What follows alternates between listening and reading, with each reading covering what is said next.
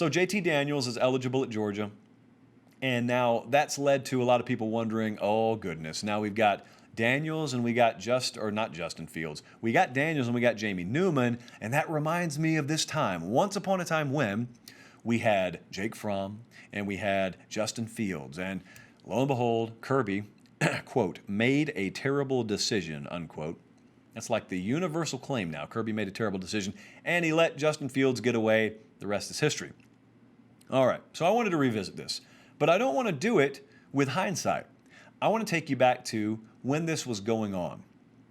Do you remember this? If you're a Georgia fan, do you remember this? I'm not saying that there was 100% agreement on what was happening at the time, but I know a lot of Georgia folks. I'm from Georgia. I know a lot of my buddies who I grew up with who are Georgia fans, and the same folks who would look you in the eye today and swear Kirby Smart made one of the worst decisions ever to let Justin Fields get away, back then, I remember what they were saying. They were happy to traffic in these rumors of character issues, of some concerns off the field. You know, the kind that everyone pretends they know about, but no one can tell anyone. In reality, it just means you're full of it. But everyone was happy to traffic in those rumors back then. Translation, they were endorsing the head coach's decision. A lot of them, not all of them. A lot of people endorsed Kirby Smart's decision back then. Then you got the benefit of hindsight, and you got the benefit that a head coach making a decision never gets. You got the opportunity to see how it plays out, and it played out the way it's played out, and now we are where we are. But there's the question, what was Kirby Smart thinking? Well, what could he have been thinking? Because do you remember what the circumstances were? Jacob Eason goes down week 1, 2017. Jake Fromm is inserted as the starter. He's a true freshman. No one thought he was going to play that year, but he did. And so I remember that next week we went up to Notre Dame. I was on the field for that game. I loved it. It was one of the best experiences of my life. And so they win the game. And it ends up that they put a run together that takes them to overtime in the national championship. Now, it wasn't that Jake Fromm was putting on a Joe Burrow-esque performance all year. That's not what their offense was asking him to do either.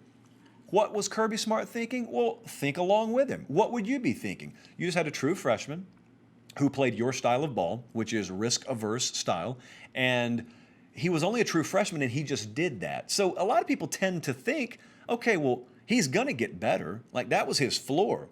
With his ceiling, combined with the defense we're going to have in place here, boy, I mean, we're going to be really good. I don't want to upset this unless I'm totally and completely certain that someone's better. I just don't ever think they were convinced that Fields was better. It's very easy to look at him now and to realize he had immensely higher upside. He had immensely higher physical potential. There's no way for you and I really to know unless you're truly dialed in there and Kirby Smart's texting you the answer. There's no way for you to know if there were anything, if there was something that happened that was out of the public eye. I don't know. There always are. There are a million things going on. But the point is, that's how it happened. And I'm fine. If you were critical at the time, I'm fine with you being critical now because you made a statement then. What I'm not here to do is I'm not here to listen to all these folks who were on board with it then, and then as hindsight proves what it proves, they go back and revisionist history is, oh, he made a terrible decision. Okay, well, you were on board with it. But independent of that, forget about that because you're not the head coach at Georgia. He is. So he's ultimately responsible for it, and I'm not here to defend Kirby Smart. He can do it himself. But I don't think it's the craziest thing in the world to try and understand what the mentality was. You got to remember where he came from. Kirby Smart came from a place at Alabama and came from coaching under a guy in Nick Saban where risk aversion was the name of the game at quarterback. Nick Saban, for a long time, looked at the quarterback position and said, I am not going to play a style that puts a critical mass of the load on his shoulders, because that's just a breaking point. That's a potentially one torn ACL away from ruining my season. How about I just put a guy there who doesn't lose games, and then I build a superior roster around him, and we'll just bludgeon people to death. That's how Kirby Smart saw them win. Now, here's what the ironic part is. About the time Kirby comes to Georgia is about the time Nick Saban's rethinking that whole philosophy.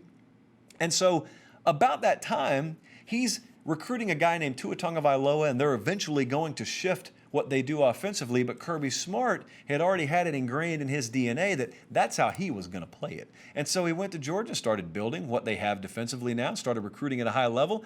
And when he's trying to choose between Fromm and Fields, that's what he's asking himself. He's asking himself, what is the path of risk aversion? How do I take the least amount of risk possible and still put myself in position to win a championship? I think what he misdiagnosed was the landscape is changing in this sport. And if he could have seen the future, for example, and he could have seen that he was going to need to be able to trade points like he was going to need to be able to do to beat LSU last year, of course, if he would have been able to see the future, I think he would have made a different decision. But he couldn't see the future. And so lessons are learned. It's one of my favorite Tracy Lawrence songs. Lessons learned. Kirby Smart is not a 30-year veteran. One of the many aspects that have changed about this sport is whereas you used to start at Toledo, and then you got a job at Illinois, and then you got a job at Arizona State, and then you got a job at Georgia, it used to work that way. And at Toledo, no disrespect, but at Toledo, you would cut your teeth there, and you would learn how to run an organization, and you would learn how to manage people, and you would make all your mistakes out of the bright spotlight. And by the time you got the big boy job, you had 15 years experience under your belt as a head coach. And so there were just lessons that you had already learned. It's not the way it is for Kirby Smart. It's not the way it is for Lincoln Riley. It's not the way it is for several guys who are getting a shot at a much younger age than you used to. Well, here's the downside. You can't microwave those lessons. You can't speed it up. You still have to learn those kinds of lessons. What you see here is Kirby Smart learned a lesson that a generation ago he would have learned at Bowling Green. But now he learned it at the University of Georgia. That's one of the consequences. You have many rewards for him being your head coach right now. That's just one of the consequences. And you just deal with it and you move on. Now, the fortunate part is Georgia's going to have several more cracks at this thing.